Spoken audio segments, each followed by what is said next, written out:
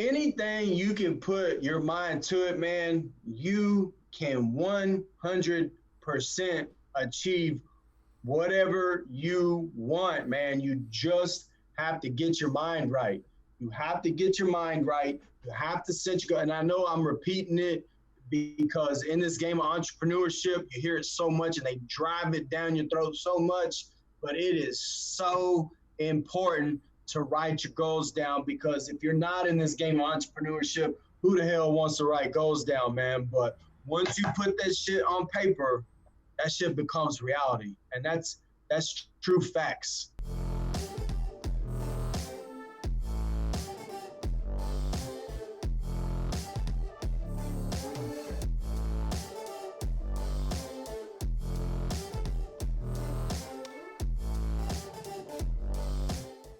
Before this episode begins, I wanted to let you guys know that the Started Somewhere apparel is officially live. In the description of this video, you'll see a link. It says Started Somewhere apparel. You can grab a hoodie, all colors, all sizes, t-shirts, long sleeves, and even coffee mugs. The hoodies are my favorite. They're super comfortable, true to size. They look good. They feel good.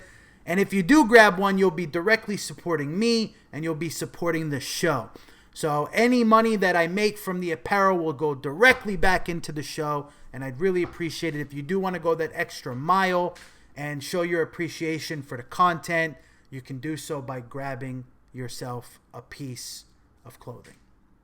Now, we're also live on Patreon. Okay, now I have plans here in the very near future to put exclusive content, exclusive only content on the Patreon. The Patreon is just $5 a month. It's also in the description. And if you do want to show your support and get access to that exclusive interview content, we have some amazing guests coming out in the near future. And I'm going to be recording some private segments exclusively for Patreon members.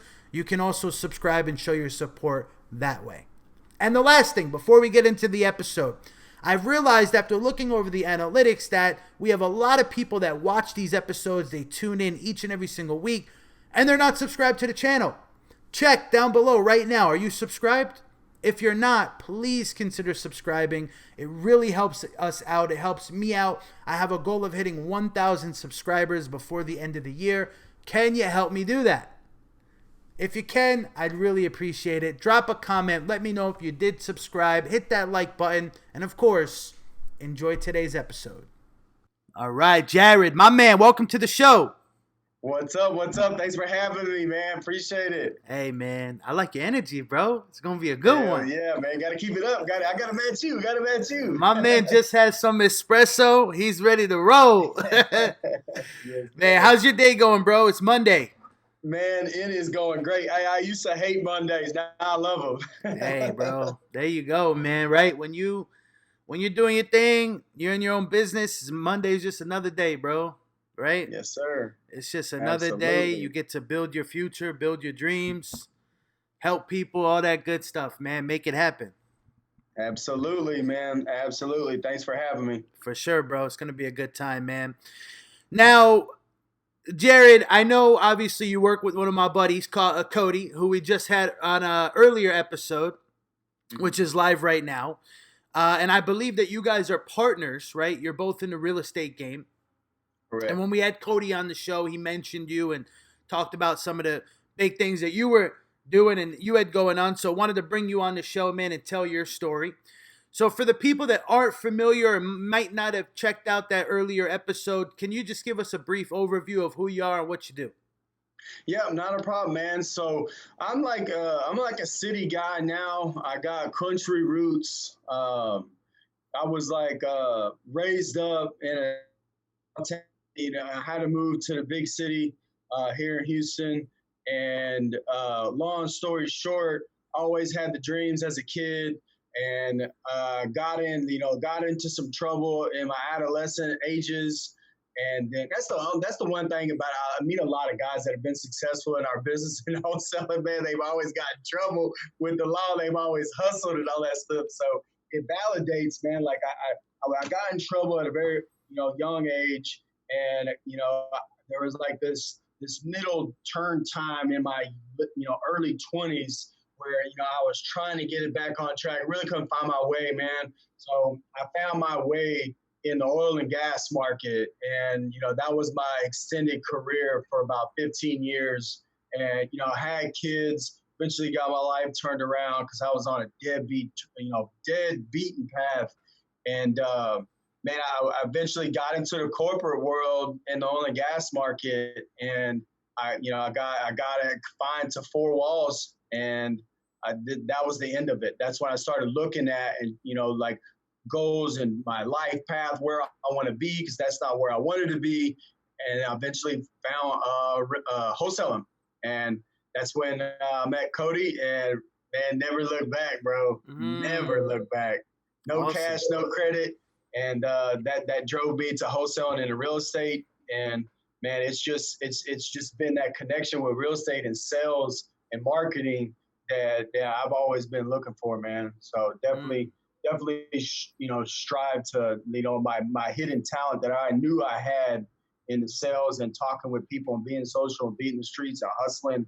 I never had that in the corporate world, man. I was just a project manager in the oil and gas market. And I just, basically managed projects that I was already out on in the field.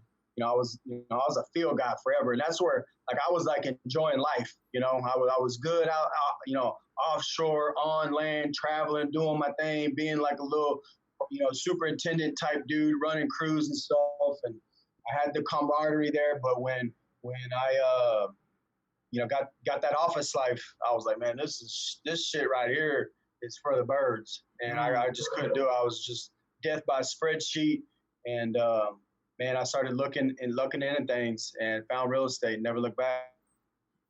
Awesome, man. So tell us about your real estate business, man. What are you currently up to? Right now, we're in Houston. We're in Dallas right now. Pretty heavy in those markets here in Texas. We're venturing out and trying to find our own way in other markets. Not having a lot of success there. So we've got a team of about 9 people here in Houston. We're doing some virtual stuff in Dallas, being pretty successful out there. Starting to, a few guys, got people coming to us, starting to coach a little bit. But we're really, really wanting to scale our wholesale business to a national base. And that's what we're really trying to focus on. So we're trying to focus here locally in Texas and we're doing really well in Houston already. And we just figure man, if I can't do it good in my backyard, how can I scale this to somewhere else? So we're really trying to hunker down on that. And we've scaled it pretty quick. We're doing, we were doing, 5 to 8 deals consistently for, the better half of this beginning of the year. And then now, we're doing 10 deals a month pretty consistently. But we're wanting to venture into other markets, and we're wanting to get into multifamily wholesaling. Awesome, man.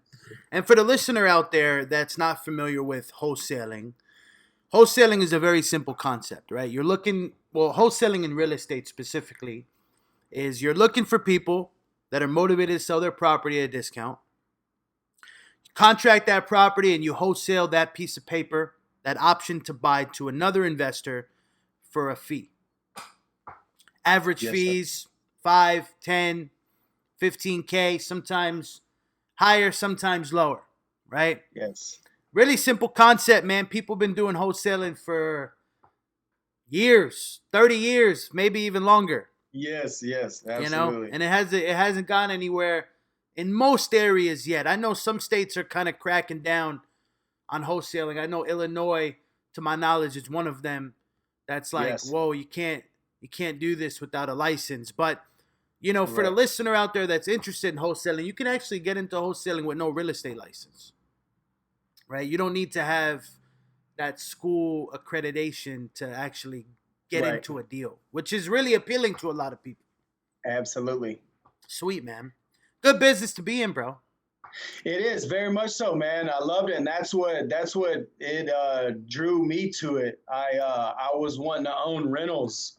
I had the 401k. I was a corporate guy, working 9 to 5, doing all that shit, and it wasn't as glorified as I thought it was getting rentals, because I got like 2 or 3 of them.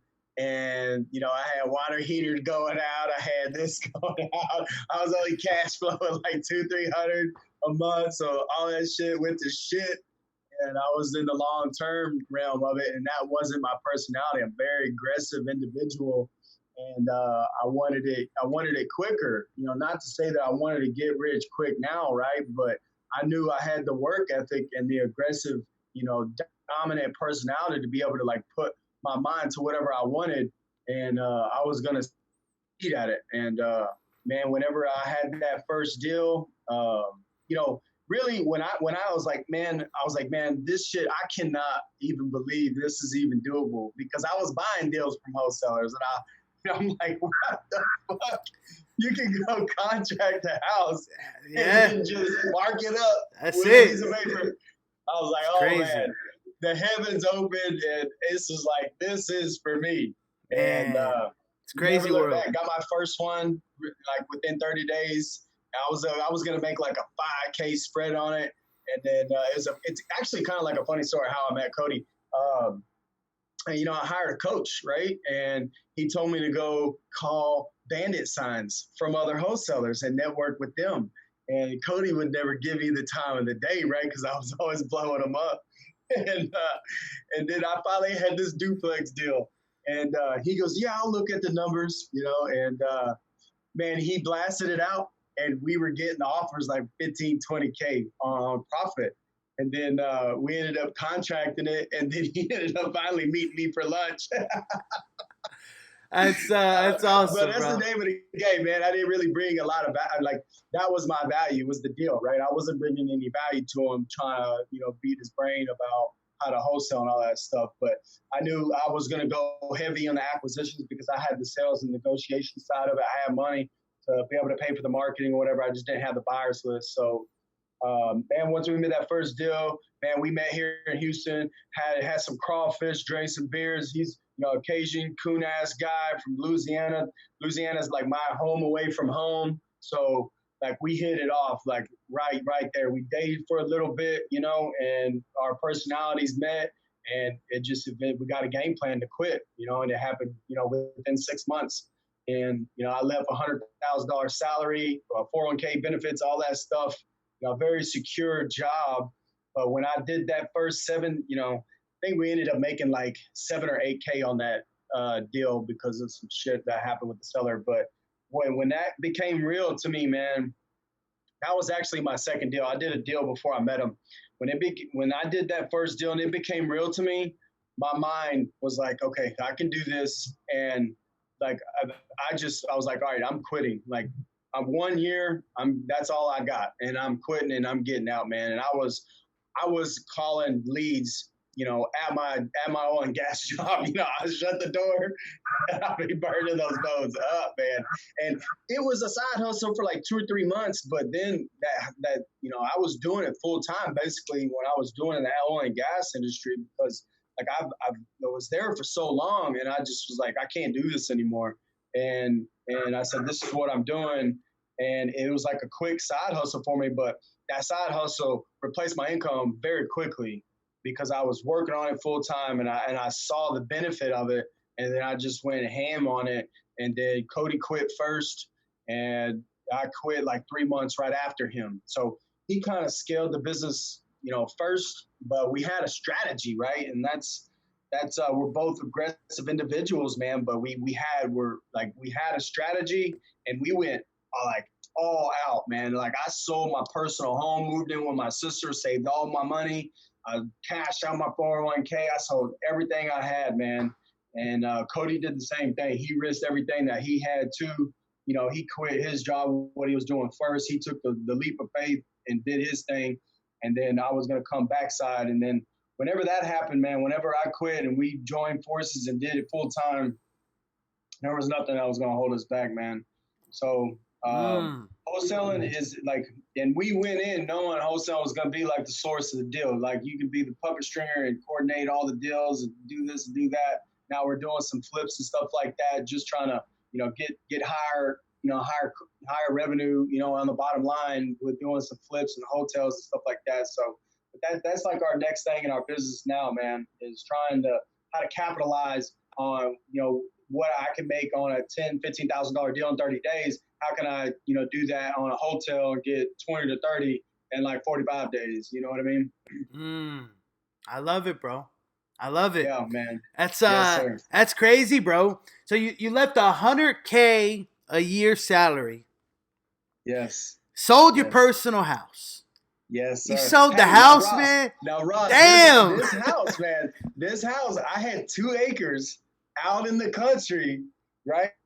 I was the oil and gas guy with the truck, right? I had toys, I had all this, I had the 4-wheel, I had it set. I had a pond right next to me. I had 100 acres in the back of me. I could like walk out, drink my cup of coffee, watch my squirrels, watch my deer, and all that shit. I could have sat there for life and been comfortable, but I did that, and I was like, man, is this it? This cannot be it. It kind of brought me back to like what I was when I was a kid, when I used to tell my mom what I wanted to be, like, hey, I wanted to be an NFL superstar. I wanted to own businesses. Mom, I'm going to buy you a house. Mom, I'm going to buy you that red BMW, and I was like, man, I'm not going to be able to do that, like with what I'm doing right now. And I started looking at that, man. I was like, man, this can't be it. I saw the 70-year-old guy at my company bringing his lunchbox every day with his apple and his coffee cup, doing the same shit every day and just complaining about everything. And I was like, man, I cannot do this. This is not going to be me. But that's where I was at. And I said, fuck no, not doing this. And, here we are. And, what we're doing today, we're coordinating, 10 deals per month in our real estate business. And one of my business acquaintances said, money is always made between the lines when you can't see it. That's what they always say.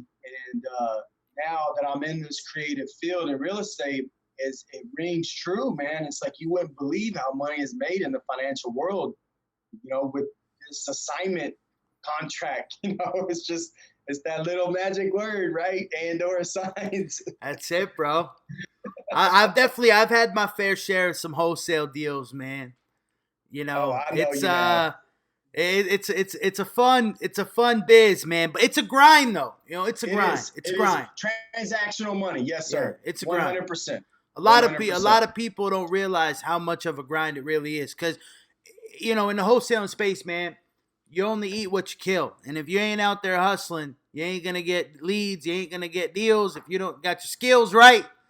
For sure. Someone's going to come in and take your deal. Yes, yes, and they're going to make the money. So it's 100%. A full-time grind, man. That's for sure. 100%. I couldn't agree with you more, man. Couldn't agree with you more. Yeah, that was the beginning stages for us, man, is the wholesaling. That was just the start. So that's like one business, and now we're trying to do other business and spin-offs of that and coaching, and we got some other things coming up too that, stay tuned, man, for the end of the year, beginning of the year. I love it, bro. Jared, I want to switch gears here, man. I want to go back in time, bro. I want to go back in time. So first off, where'd you grow up? I grew up in a small town in Central Texas. It's called Maxwell. It's out there by San Marcos, Austin, in the hill country in Texas. So I was raised up over there. Talk about like 5. Well, I'd say raised up. That's where I'm the youngest of 5 kids, right? And I was a very small kid, 5 or 6, and my dad passed away in Central Texas, and that's why we had to move to the city. So my mom became a single mother of 5 kids. It was a freak accident, man, and we moved to Katy, Texas. And my mom tried to raise 5 kids, or she did raise 5 kids on her own. And man, we were living in the suburbs of Katy, Texas, and we just got into a bunch of trouble, man. I used to live in Katy, bro. Bro, really? Where at? I lived right by Costco, man. 99 and I-10. I got you. There's an apartment building right back there. Gotcha. Hell yeah. Yeah. We bounced around Katy a lot, and we were at Clay and Fry Road. Okay. Right there in like the newer part of Katy. Damn. Yeah, Cypress, Katy blew up, man. If you can go back in time, could have bought half of Mason Road and it'd be Yes, stacking man. Yeah, I millions. know. Dude, we would be riding our bikes, man, to like Mason Road and go to the football card shop as kids, and there was just nothing but dairy farms out there. Now you go over there and it's like a freaking highway with nothing but Mhm. just franchises and retail businesses out there, man. So yeah, Crazy. for sure, man. That's where I was. That's where I was raised up in the suburbs, and just got into a bunch of trouble, man. Now, We were those you, kids. you keep saying trouble, man. So we gotta dive in here. We gotta know. So first off, you know, you're growing up in the suburbs, right? You Yeah. you you went from living in the country, now you're Hmm. moving to the suburbs, right? So it's a Yes, sir. transition there. Mother, single mother, Yes, with sir. 5 kids, man. That's a handful. Holy smokes! Yes, sir. What kind of trouble, man? Were y'all causing, man? What's going on? So I have three older sisters and an older brother, man. So my oldest sister, she ran away at well, not ran away. She moved out when she was 16, right? She couldn't take the authority, right? Because my mom she was trying to find a man, and it just didn't ring true with any of us. So they didn't like the authority, so they rebelled, and me and my brother saw that, and man, we got off into drugs at a very early age, man, very early age, and I just hung around the wrong crowd, man, and I ended up getting arrested in 11th grade for some BS stuff that I should have never did. And 11th grade, got arrested and got out. I got sent to the Harris County boot camp, the juvenile boot camp over here, and I came out of that boot camp on 10 years probation and didn't really know what I was doing. I just knew that was the quickest path of me getting out back, into a real world. And right when I got out, got my girlfriend pregnant with my first daughter. Now she's 17 now, and 10 years probation. I ended up not revoking, but I ended up having to amend those conditions twice with drug use when I was so about like 17 to about like 23. I spent like the better half of like 3 years coming in and out. So I did a 6 month stint, a 9 month stint, and then I did another 9 month stint, Okay. and then Hey, before we go forward, I wanna back up here because this is this yeah, is this is good content, man. This is good. for sure, for sure, for So sure. Yes, sir. so okay, so you get into drugs, right? And Yes. we all know drugs, bad Yep. path to be on. 100%. Leads you down the wrong road. You did something to get in trouble, Hmm. and you ended up having to go to juvie. That's right. How long did you have to go to juvie for that first stint? So I did 3 months in the Harris County jail, and then I did another 3 months in the Harris County boot camp. Okay, So so 6 months total. 6 month total. So from what I hear, this is what I hear. Maybe I don't know about Harris County, but I hear that juvies can be pretty rough. Yeah, man. I mean, it was rough in the county, right? So you're talking about the abuse in there that you give from the county deputies. It's pretty bad in there, man. It's no easy street in there, man. Like you got 7 floors, full of criminals and that are going to TDC, and it's just, man, it's tough. You got guys that are serving life sentences and they're waiting to get served to go there, man. So as a young kid, man, like this was like my first little like running. Like I never did an overnighter. You know what I mean? Yeah. Like I got taken to the little local shop where mom could come get you, for staying out too late and being in the back streets drinking a beer or something. But that was my first little overnight, man. I ended up having to do 3 months, and I was just being run. My mom didn't have any money. I didn't get bailed out, and I had no idea what was going on, and I had no direction, just nothing. I was just floating away with whatever the law system was going to do, and I ended up signing for this, and I was taking freaking advice from inmates, just no direction, man. I was lost, bro. I was super lost, and ended up doing that boot camp. But that boot camp did a lot for me, man. it taught me a lot of discipline, taught me, community. And I was always in sports and stuff like that. So I kind of like thrived in there with the community in the boot camp. I was always a team player and all that. So when I went in there, I took full brunt of it. I didn't buck the system, and I wasn't, trying to go off the beaten path, right? So I came out and I tried to do good, but man, I relapsed right into going back to the wrong crowd. So the boot camp, did that make you eligible for probation? Or like what did that look like? Um what was the purpose of the boot camp? Was that to get out or That was a condition of the 10 years. So it's like, hey, you're going to do the 10 years probation. You're going to do this boot camp, right? Okay. It's like their juvenile program, right, of like trying to turn kids' life around. So that was the condition, Sure. or it was like serve 3 or 4 years or something like that. And I'm sure the boot camp was a lot of running, push-ups, and all that. Bro. Oh, man. Oh, bro. It was every day, man. Oh, I'm talking about, dude, you get like 2 minutes to eat your food. These drill instructors are like, oh, bro, like, really? Boot camp was even worse than county. Yeah. You know what I mean? You do what you did in county and stuff like that. You get ripped up from inmates and stuff. You do what you got to do. You got to hold your own in there. And the county deputies and stuff like that, it is what it is. They rough you up, beat you, whatever.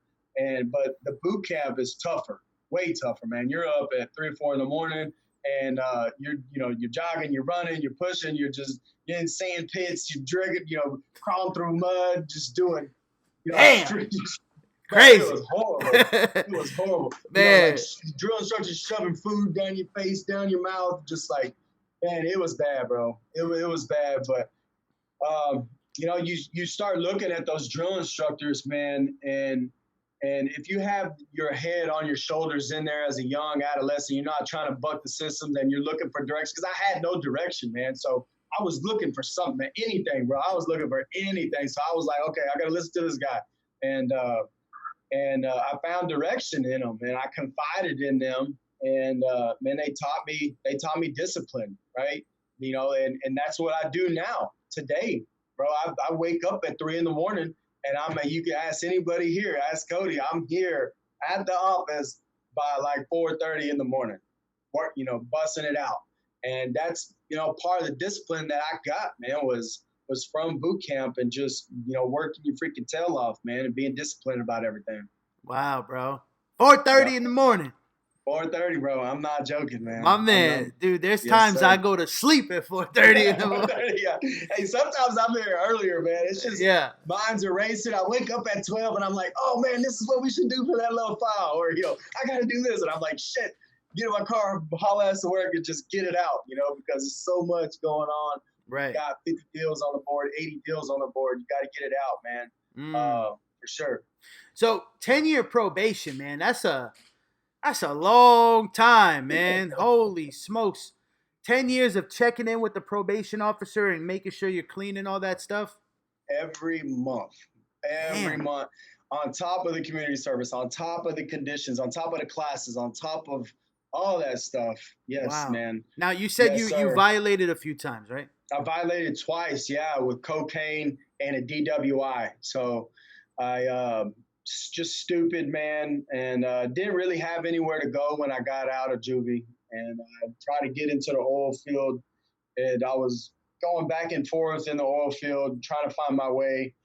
And then, I was like, hey, I had my daughter, and I was gone all the time. So there was a phase where I tried to get out of the oil field, and I tried to work locally, doing iron work, sand blasting in the oil field, trying to stay local where I was home every day.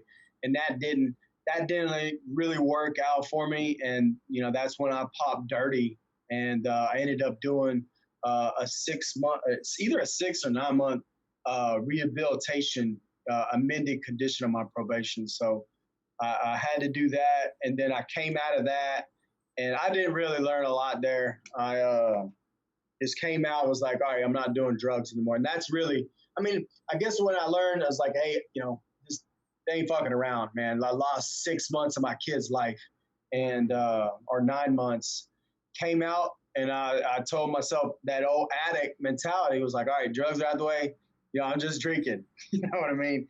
Ended up catching a DWI, man. And Yeah. then I did a 9 month stint, and then after that time, man, that's when I got clean. Mm. I went clean, and I completed 7 years, all the way up, and I got early terminated after doing like 5 clean years of doing everything correctly and all that stuff.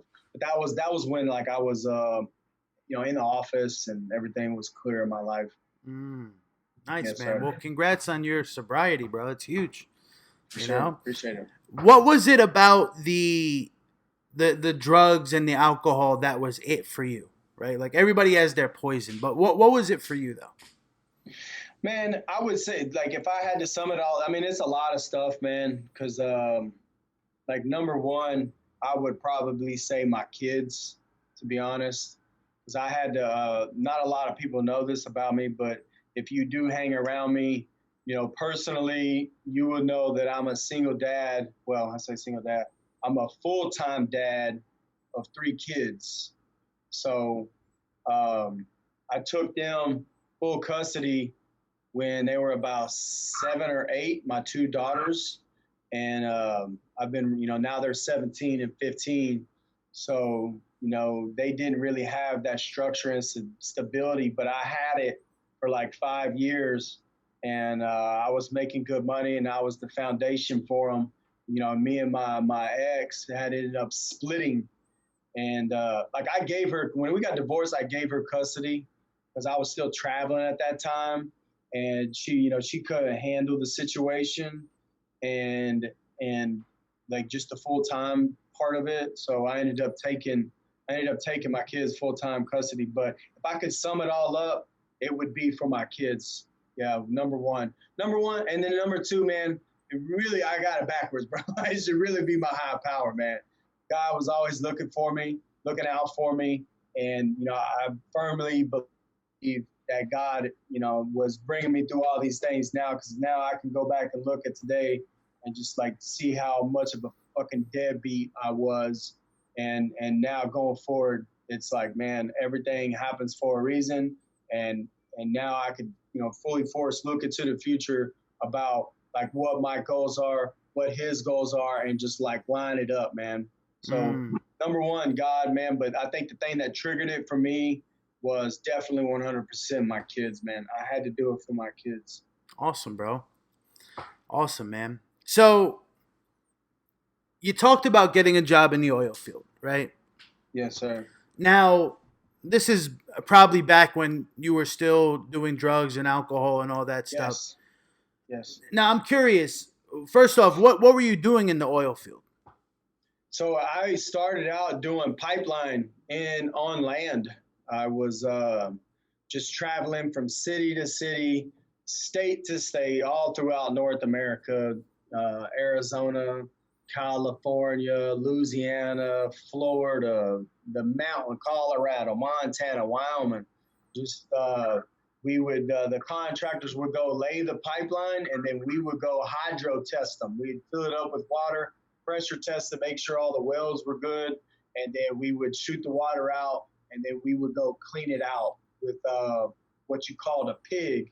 It's just objects that you shoot through the pipeline, and it was a very sporadic schedule. We would go out for 30 days, come home for a day or two, and go back out, right? Go out for 60 days, 90 days, come back for a month, go out for a week, or get off for a month. And then it was just all over the place, no schedule. And it really wasn't hitting home for me. I made a lot of money, but it wasn't hitting home for me for the family life. So that's when I went and did the oil rigs in the Gulf of Mexico, and they did like their little 4 week on, 2 week off, 3 week on, 3 week off schedule, and yeah. Mm. Now, So that's what I was doing. did you have to go to school for that, or did they train you like on the job No, training, or? yeah, no, man, it was on the job training, man. You just really, my brother-in-law, like we've been going through like my whole life story, man. But I've got to get a lot of credit to my brother-in-law. Married my middle sister, and he kind of became my father figure. And like, I think one of like either the first or second time I got out of jail, my mom kind of had a talk with him, and was like, hey, you need to, help Jerry, take you under his wing. And he did, man. He got me a job in the oil and gas industry. And, that's kind of, like what my direction was at that point. But he kind of trained me, but it wasn't like a training. He was like, go work your fucking ass off. Yeah. Don't play. Out there, go work. Of course. That's up love. Man, so you said you were doing a lot of traveling, man. What's your favorite place that you've been to? Favorite place, man. Man, that's hard. I've been to so many freaking places, man. But if I had to say one place, it'd probably have to be the mountains. It'd probably have to be Colorado. Yeah, for sure. If it wasn't Florida or something like that, because I love Florida too. But Colorado is one of the most beautiful states that I've ever been, or it is, man. Besides Texas. Texas is so flat though, man. That's the thing. It's just so. Texas, bro. We got mountains over there, dog. Bro, I'll tell you, man. Living in Houston, bro. For me, it's just I love it, but it's depressing. It's too flat, bro. I need terrain. I need to drive and see a mountain, something. I feel you, man. I feel you loud and clear. Houston's just concrete everywhere. Yes, sir. Yes, it is, man. 100%. I like it though. Yeah, man. Yeah, Colorado was beautiful, man. Like I can remember getting like blizzard in, up in the mountains, driving, working night shift, and just like you can't even see. It's snowing so hard, it's just like you can't even you don't even know you're gonna wreck the vehicle or whatever. Get off on the beaten path, and it's like you gotta shut it down, bro. You gotta shut it down, leave the truck running, leave the heater on, wake up, but it's just white everywhere, man. Mm-hmm. Looking down, you see lakes and ponds and shit. And it's just you in that moment. And so Colorado for sure was one of my favorite spots for sure. Sweet, man. Now, how long did you actually work in the oil and gas industry? So last year, that'd be like 15 years. Last year when I quit August of last year, 2019. So that was right around 15 solid years between being in and out and all that stuff. Mm-hmm.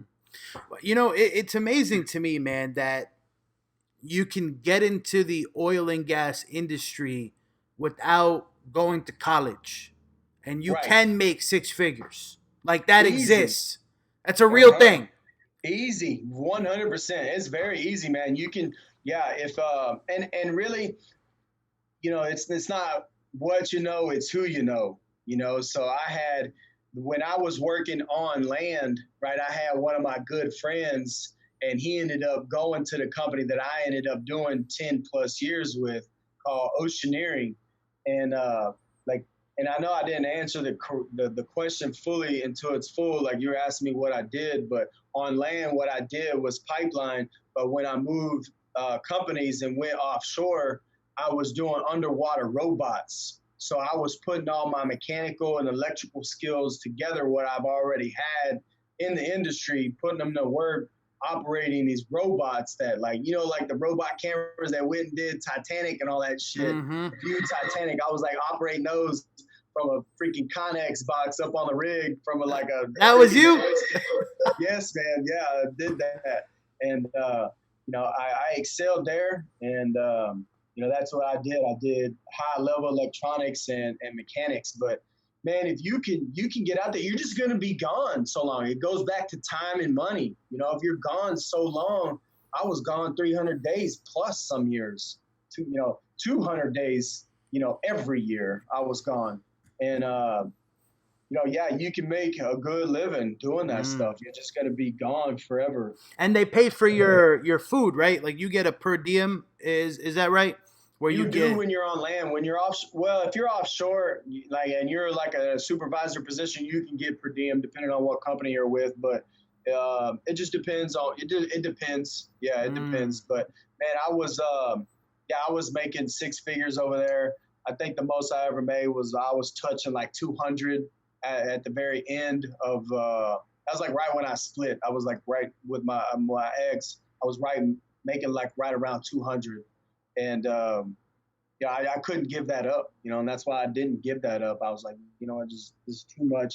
I need to get stable and do that, man. So, and it goes back to like working your ass off, man. You have work ethic, you grab a bull by the horns, you're aggressive and you know, take it over and you apply, you know, your skills on busting your ass and working for it, you can go get whatever you want. And now it's like, man, it was just a graduation for me. I graduated to that, you know, and then this happened for that reason. And then, you know, I applied my aggressive personality in the oil and gas industry into the real estate industry, and, you know, excelled at a company very quick, very, very quick. Now, I'm curious, bro. 15 years in the oil and gas industry doing, you know, manual labor and stuff like that. Has that taken a toll on your body at all? Yeah, 100%. So now that you say that, I had back surgery in 2017, had a herniated disc. I was working out. I was doing some deadlifts, but it was just a wear and tear toll on all the manual labor that I did, man. Because I was humping 50-foot, 3-inch steel braided hoses. It's got hammer unions, you know, the size of like Rock's arm, like solid steel. You know, you're beating a freaking sledgehammer. You know, you just, oh man, there was days out offshore in, you know, in the middle of the summer. You think on land is hot and muggy. Once you go offshore, bro. Oh my God, there's no shade, there's nothing, man. You gotta have and you gotta have all the gears, right? Because everything's like fire retardant, and you gotta like all the safety is crazy out there. So you're rolling down with 100% cotton coveralls. You gotta have earmuffs, and you gotta have gloves, earplugs. You gotta have a vest on. You gotta have a face shield on, and you're over here sledging down this 20-pound sledge, like trying to beat this hose in, and you're drenched. Damn. There's not one dry spot on your body, not one, and you are humping it for 12 hours a day, 7 days a week out there. It's 84 hours offshore. Really, in the oil and gas industry, if you're traveling, it's normally 84 hours a week minimum. 12 hours a day. 12 hours a day, 7 days a week. 7 days a week. Pumping it, dog. I mean, you're going to have, you know, like whenever I started doing the robots and stuff like that, it wasn't as hard or whatever. But yeah, man. Yeah, for sure. You're starting out and you get into the oil and gas industry, you're going to be busted your ass. And now you're in an air-conditioned office. Yes, sir, man. It's graduation, baby. Yeah. So, yeah, Jared, I got no more calluses on my hands. Dog, I'm good. So you mentioned that because you quit in, was it 2017? What was your last day of working in the oil and gas industry? August 2019. Okay. It was like August 19th, 2019, something like that. Oh, so you're 1 year on your own. Oh, yes, sir. Out of the industry. So yes. What was like the main catalyst to say, I'm not doing this anymore, I'm going to go and get into the business world? Because it's two totally different industries, right? 100%. So, yeah, my catalyst was when I got a desk job right out of the gate. I was still like 50-50 in the field. I was a project manager, and I was still travel with my crew, and I was still good then. But then when I took custody of my kids, I had my kids full time, I could no longer travel, right? And I was there home every day. Not to say that that's what the catalyst was, but that's what my kids needed at that time. And I mean, some people will say, man, you had everything set. You had $100,000 salary. You had this, you had that, you had the house, you had the toys, you had this, you had that. But I wasn't satisfied, man. And that when it's one dude's name, man. I don't want to reveal his name because he's a cool ass dude, but he was older, and all he would talk about was his 401k, you know, and that he couldn't touch it till he's 62. You know, he had all this damn money with this $1 million in his 401k, and he couldn't. He's like, I can't wait till I'm 62. And I'm like, man, fuck that shit. And I started looking into little small, you know, Amazon FBA, trying to do stuff on my own, trying to sell products online. And that stuff didn't really hit. I tried all that stuff, man. It didn't really hit home for me, Ross. Didn't hit home for me. Now that I know why it didn't hit home for me, it didn't hit home for me because I wasn't on the phone selling deals. I was looking online, doing research on cost, products, ordering it from overseas, filling all this stuff in warehouses, and there was no interaction for me. There was no interaction, man. I wasn't making deals and talking to people and having a challenge. Like I say it a lot, wholesaling. I say it to my students. They're males.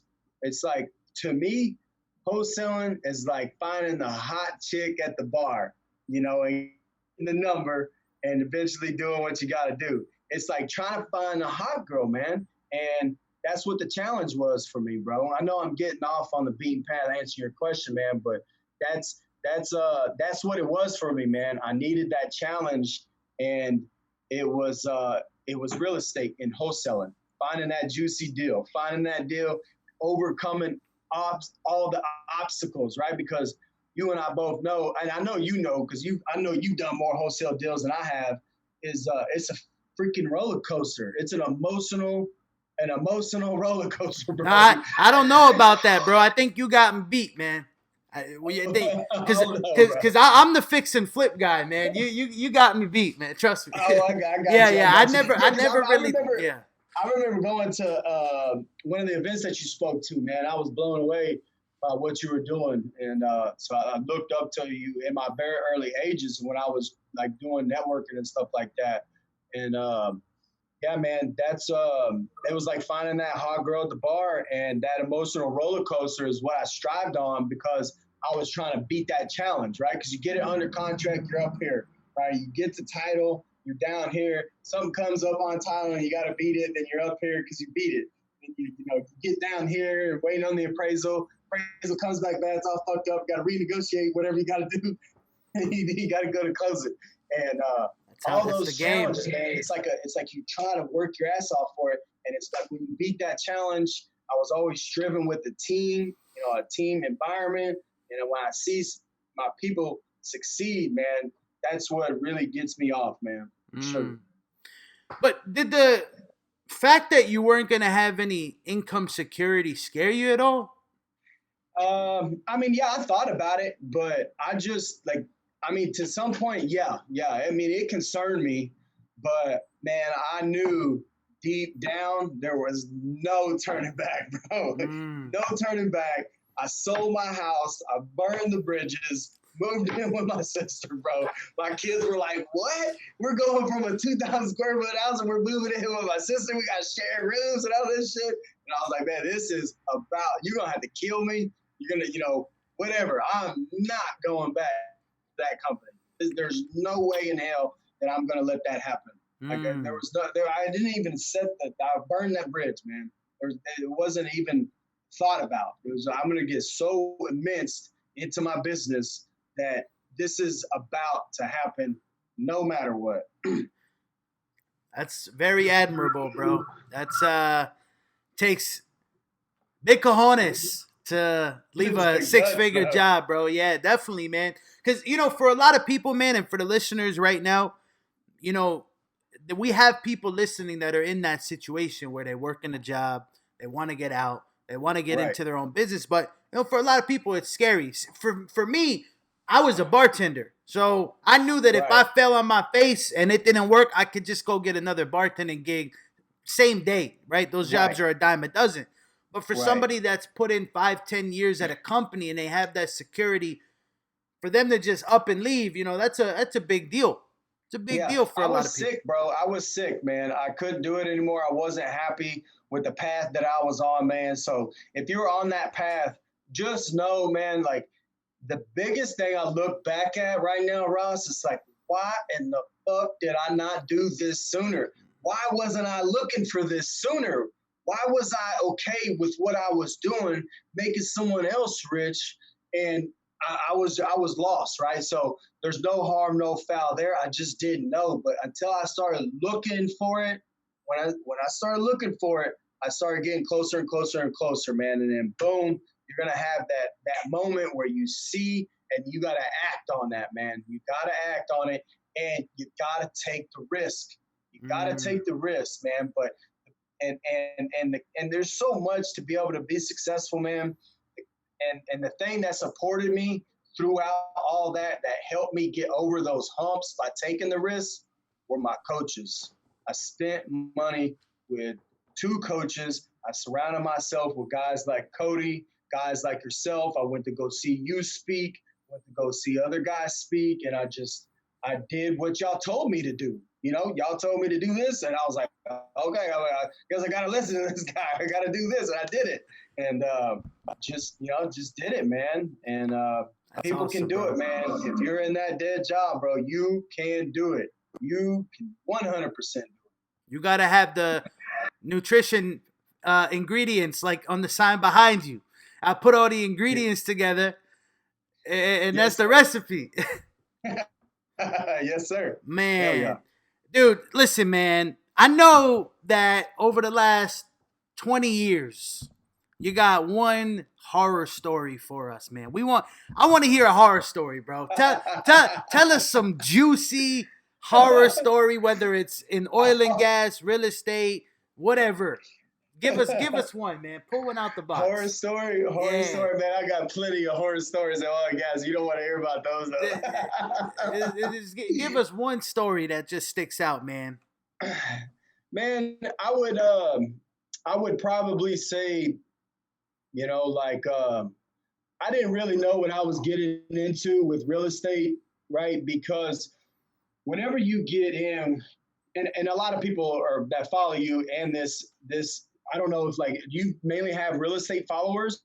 We got people from all industries, man. Real estate, all industries, tech, right? So medical, everything. Gotcha. So in real estate, right, the biggest thing for wholesaling, for me at least, is you're dealing with a homeowner and a seller, and they're about to give away their either their dream house or something that's over $100,000, right? It ain't cheap money, right? You're dealing with this person's livelihood. So I didn't really know how important that was going into it, but man, you are dealing with these people's livelihood, and I didn't really know how much of a problem solver you could come up to, with someone and solving their problem, man, because I was, it goes back to this house that I had in South Houston, and there was about 4 or 5 uncles and aunts, really brothers and sisters, that were trying to get this deal done, man. And 2 other wholesalers had fucked them over and they couldn't get the deal done, right? And it goes back to having a due diligence to the seller and as a business owner to make sure you're not fucking these people over, man. And, an agent had reached out to me and it was a deal, right? And it was jacked up. But I committed to this homeowner, man, and it goes back to this, and I don't mean to freak people out because I'm like a raw and uncut guy, right? Up front, if you're looking in to get in real estate, it's not easy, right? Because if everybody, if it was easy, everybody'd be doing it, So one of the hardest files that I had to deal with was this file. And they had a bunch of uncles and aunts, and there was one daughter that she had got murdered, man. She had got murdered. It was on the news, and the dude ended up killing her. The husband ended up killing her and then committing suicide, man. And these poor kids had interest in the property, and we had a buyer in place. And then he ended we were gonna close right before Christmas, bro. And this buyer ended up backing out, man. And these poor people were just striving for this money, man. And there was aunts and uncles living in this house, Ross, and this house was unlivable. I was walking in this house, I fell through the floor, bro. I fell through the joists and the rafters. The plywood was rotted, and there was people living in there. I was fairly new, and I just didn't know what I was getting into, man, until I got into this property and got under contract and having this due diligence. And to me, it was a horror story because I had to make this deal go through. I had to make this deal go through, and for these people, and we ended up closing on the deal. We ended up closing on the deal with our own money, and we held that property for a while, and we ended up selling it like 30 days later or whatever. And may not be a horror story to a lot of people, but if you're looking to get into real estate, man, those are the type of stories that like you're gonna get into, and then you gotta do right with these people, man. You gotta do right to these people. But that was, if I could come up with any horror story, man, Did you make money on that deal? Yeah, we made money. We were gonna make like 20 or something like that on it, but we ended up making like 14 or something like that because we had to take all the closing costs and all that stuff on the deal. So he was a good buyer, but like he ended up, since the title issues were taking so long, he ended up buying another deal and his money was tied up and he couldn't close on it for like another 30 days. So we didn't really, like, we had to do diligence to close on it with the sellers. So we took the leap of faith and just close on it on ourselves. I mean, that's what you have to do, man. And I can't really deal with those multiple heir situations, bro. I used to the probate deals, man. I had a guy once, bro. Multiple heirs. One of the heirs lived in Tennessee in the mountains. Okay, this guy had no internet, no cell reception. I mean, this guy was off the grid, and we needed him to sign. Like, we had to have somebody literally go to his house, bro, a courier, to find this guy, just to sign off on the deal. After that, man, I'm like, man, I ain't touching these deals no more, bro. This is ridiculous. Get that affidavit of heirship. Yes, all that bro, shit, man. We still deal with it. I got like 3 or 4 files right now dealing with that stuff, man. Yeah, it's pretty bad. How about this one? This is the kicker, bro. These are the funniest ones, where the person that's not even an heir wants to sell a house that's not theirs. Oh man! Bro, I got one for you. This was recent. So we get a hold of the seller, and the seller's like, yeah, my grandpa owned that property. My guy ended up inking the contract, and I ended up getting it. I'm like, how did you, like, he's not even on the deed, bro. Like, he's not even in his name. It's like 2 other sellers' name on the deed. And I'm like, how do you think you even own this property? He's like, my grandfather owned it like, 20 years ago. So like, but I was like, dude, it's in, like, you're a white guy. It's in like a Mexican girl's name that has no resemblance of your family's name. Like, did you just like close your eyes and just think that pick a house and be like, this one? I own this. I want to sell it. I was like, bro, like, you do not have any right to this property at all. He's like, oh, okay, well, I appreciate your time. I'm like, oh my God. Man, real estate's a funny game, bro. I had a guy once own this property for like 50 years. He had the deed, like the original document, man. This thing was like an artifact.